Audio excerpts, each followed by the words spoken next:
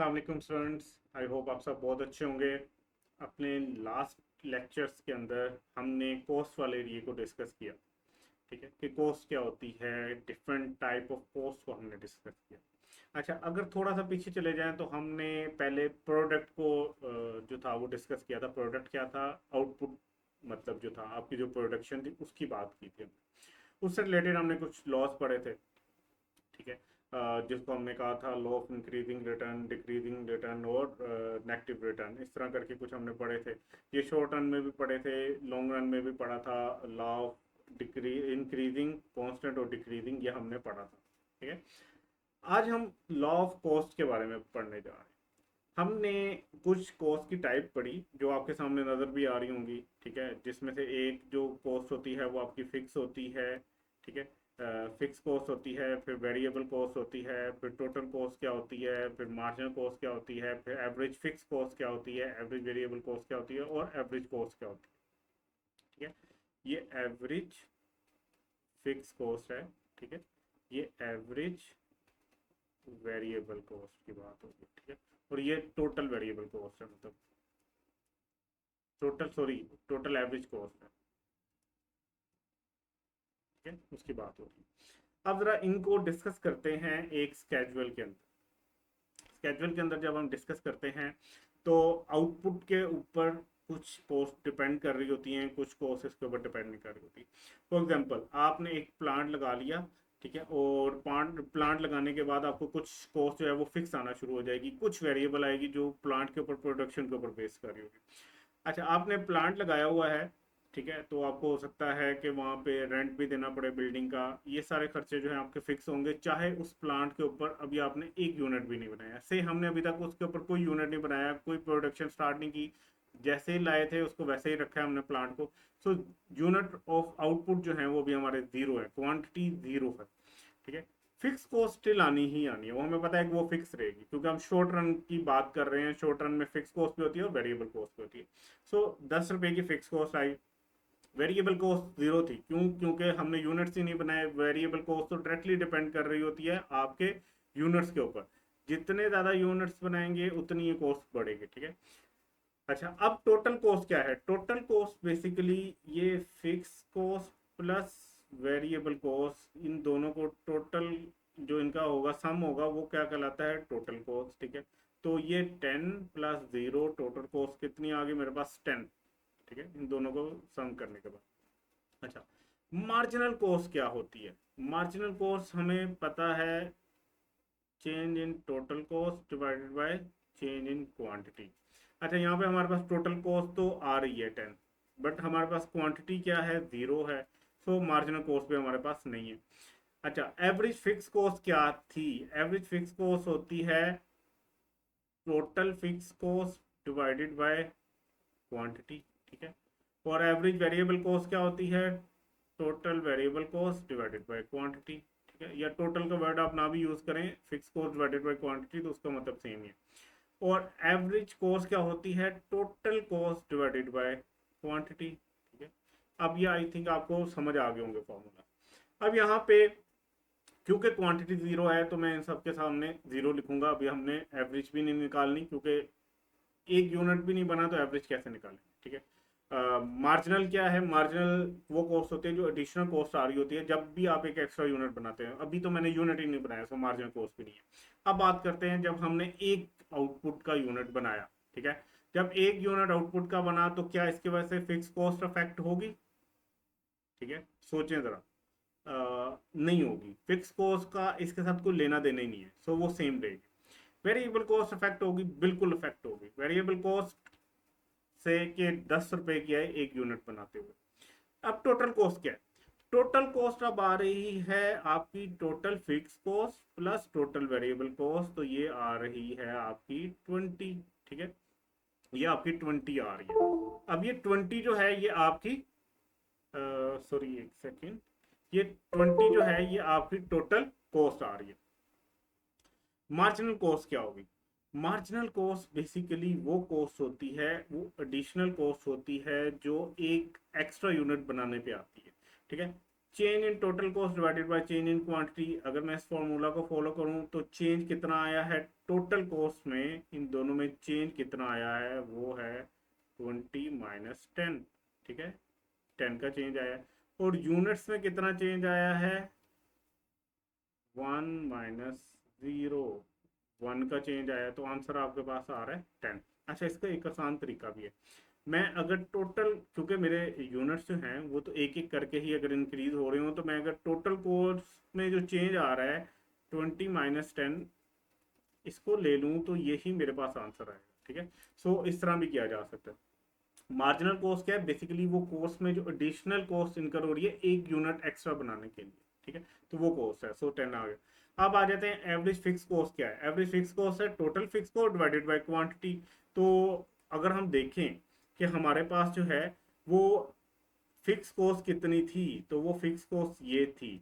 इसको अगर मैं क्वांटिटी पे डिवाइड करूं 10/1 तो मेरे पास एवरेज फिक्स कॉस्ट कितनी आएगी 10 आएगी।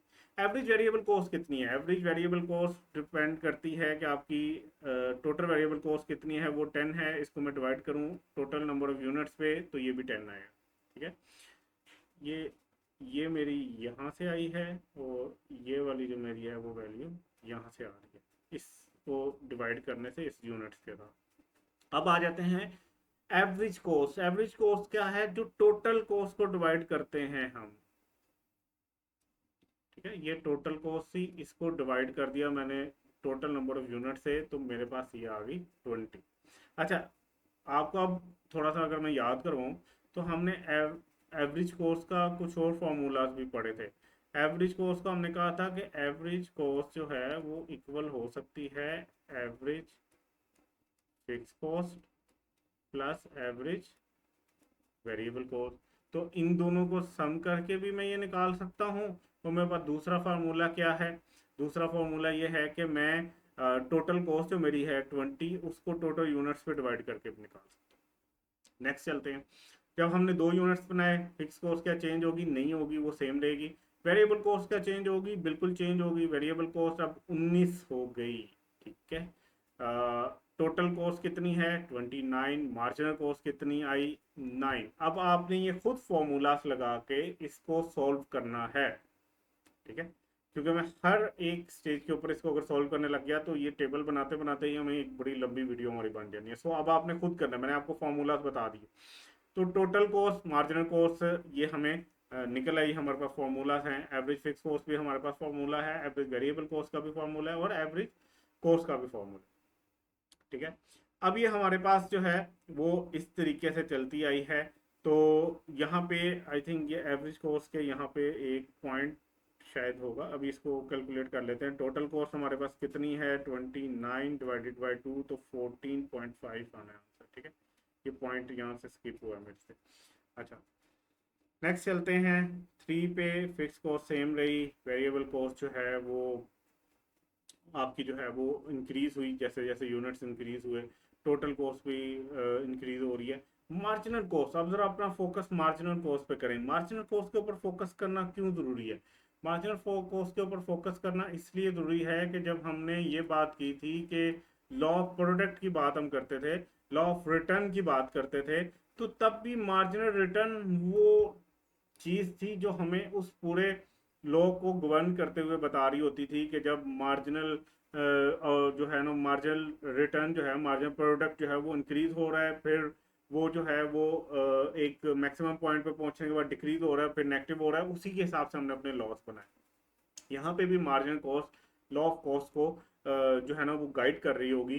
देखें, सबसे पहले मार्जिनल कॉस्ट जो है वो डिक्रीज होना शुरू हुई है, 10 से 9 पे आई है, 9 से 8 पे आई, इसको अब आपने फॉलो करना है। सबसे इंपॉर्टेंट जो है वो मार्जिनल कॉस्ट वाला पोर्शन। अच्छा, फिर आपने एवरेज फिक्स कॉस्ट निकाल ली, एवरेज वेरिएबल कॉस्ट निकाल ली और एवरेज कॉस्ट निकाल ली। सेम 4 यूनिट्स के ऊपर फिक्स कॉस्ट थी। अब यहाँ पे जो है ना वो वेरिएबल कॉस्ट बढ़ी, टोटल कॉस्ट भी बढ़ी, मार्जिनल कॉस्ट कांस्टेंट हो गई। जब हमने 4 यूनिट्स बनाए तो मार्जिनल कॉस्ट जो है वो 8 से 8 पे ही रही। मतलब पहले क्या हो रहा था, वो कम होती जा रही थी। मार्जिनल कॉस्ट 10 से 9 पे आई, मतलब हर एक्स्ट्रा यूनिट बनाने पे पहले 10 की कॉस्ट लग रही थी, फिर वो 9 की लगना शुरू हो गई, फिर 8 की लगना शुरू हो गई। लेकिन एक पॉइंट आया जब वो 8 पे ही कांस्टेंट हो गई। ठीक है, फिक्स कॉस्ट हमने निकाल लिया, एवरेज वेरिएबल कॉस्ट निकाल लिया, और जो है हमारे पास एवरेज कॉस्ट भी आ गई। जब हमने 5 यूनिट्स बनाए, फिक्स कॉस्ट सेम रही, वेरिएबल कॉस्ट बढ़ी, टोटल कॉस्ट जो है वो भी बढ़ी, लेकिन अब जो है मार्जिनल कॉस्ट बढ़ना शुरू होगी। अब जरा याद करें अपने माइंड के अंदर, मार्जिनल प्रोडक्ट की बात करें, मार्जिनल प्रोडक्ट इंक्रीज होता था, इंक्रीज होने के बाद थोड़ी देर कांस्टेंट रहता था, उसके बाद वो डिक्रीज होना शुरू हो जाता था, और उसके बाद वो नेगेटिव हो जाता था। ठीक है, यहाँ पे अब आप देखें, यहाँ पे मार्जिनल कॉस्ट डिक्रीज हुई, कांस्टेंट हुई, और फिर इंक्रीज होना शुरू हो। ठीक है, सो बिल्कुल मार्जिनल प्रोडक्ट के ऑपोजिट साइड पे मार्जिनल कॉस्ट चल रही है। फिर हमने मजीद एक यूनिट बनाया तो हमारी मजीद मार्जिनल कॉस्ट बढ़ गई। ठीक है, सो ये आपके पास इसी तरह जब आप मजीद बनाते जाओगे तो मार्जिनल कॉस्ट जो है वो बढ़ती जाएगी। अब ज़रा इसको समझिएगा। मैं थोड़ा सा साइड पे हो गया, आपको ये पूरा टेबल जो है वो एक दफ़ा दिखा देता हूँ। अब ज़रा इसको समझिएगा, ये पूरा टेबल जो है आपके पास वो बन गया। इस पूरे टेबल के अंदर जो देखने वाली चीज़ है वो ये है कि आपकी जो मार्जिनल कॉस्ट है वो पहले डिक्रीज हुई, फिर कांस्टेंट हुई, फिर इंक्रीज हुई। ठीक है, इंक्रीज होकर कहीं बहुत ऊपर चली गई, उससे हमें कोई लेना देना नहीं है। देखिए मार्जिनल प्रोडक्ट क्या होता था, पहले इंक्रीज होता था, डिक्रीज होता था, और डिक्रीज होने की एक लिमिट है ना कि वो जीरो से नीचे चला जाता था, माइनस हो जाता। इससे तो ऊपर जाना है, ऊपर की तो कोई लिमिट नहीं है। ठीक है, सो ये बिल्कुल एक दूसरे के ऑपोजिट लॉस चल रहे हैं। अच्छा, ये हुआ क्या, ये ऐसा हुआ क्यों है, ये आपने एक दफा सारी देख ली है टेबल, उसके बाद इसको फर्दर डिस्कस करते हैं ये हुआ क्यों है। जैसे जैसे आपने नए यूनिट्स बनाना शुरू किए, फिक्स कॉस्ट तो वहां पे खड़ी थी, उसमें फिक्स ही रहना था, हम शॉर्ट रन में चल रहे हैं, क्योंकि जो वेरिएबल कॉस्ट थी वो बढ़ती जा रही थी हर नए यूनिट के ऊपर, तो टोटल कॉस्ट भी बढ़ती जा रही थी। लेकिन हमें पता है कि जैसे जैसे हम नए यूनिट्स बनाते हैं हमें कुछ ना कुछ बंदे चाहिए होते हैं, मजीद लेबर ऐड करनी होती है, और लेबर जब आप ऐड करते हो तो पहली दफ़ा वो आपको ज़्यादा इनपुट देना शुरू कर देते हैं, आस्ता आस्ता वो अपनी प्रोडक्ट जो है वो कम करना शुरू हो जाते हैं। तो जब वो प्रोडक्ट अपनी कम करते हैं, मतलब अपनी आउटपुट कम देना शुरू करते हैं, तो उनकी कॉस्ट तो चार्ज हो रही होती है, तो ये कॉस्ट बढ़ना शुरू हो जाती है।